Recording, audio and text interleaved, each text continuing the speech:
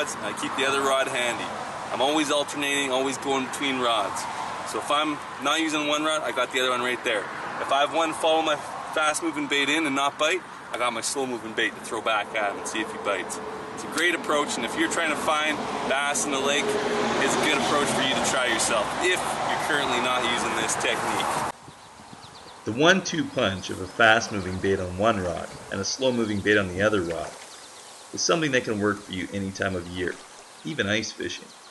But for the sake of this video, we're going to focus more on the warmer months. Now here's an example of two baits that you can use for a fast and slow 1-2 punch. My fast bait, I got a Rage-tailed toad here by Strike King. It's fast moving bait. I'm just going to fish along the surface, and these legs are going to kick up some water. I Texas rig it, don't want to get it snagged, it's pretty weedy over here. My follow-up bait, my slower bait, I'm going to use this for punching into the weeds, is a Berkeley Chigger Craw. Crazy Legs Chigger Craw actually, watermelon color, rigged with ultra tungsten weight on the top with a bobber stop. I chose to film this video here on a lake that contained a healthy population of both large and smallmouth bass. By flipping a chigger craw and some of the rocks around the lake, I managed to catch a fair number of smallmouth bass, including this chunky 2-pounder right here. By concentrating on some of the shallower spots of the lakes, like the weedy bays and some of the lily pad areas this lake had to offer, I managed to take a few largemouth bass on the frog. You can tell this chunky one was caught on a different day by my clothing.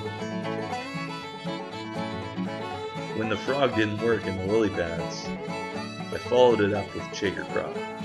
This fish here blew up on the frog one time and missed it. So I came back in, switching rods, and punched that chigger craw in the exact same spot where the blow up occurred. After a couple shakes, I felt a tap and the fight was on.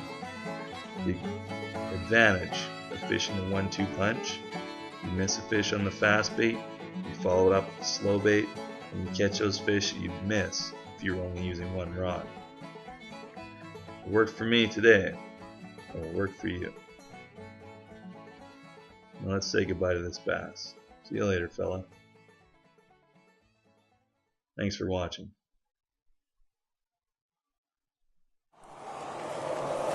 Look at this guy. Did we get him? Oh yeah. Just chilling in there.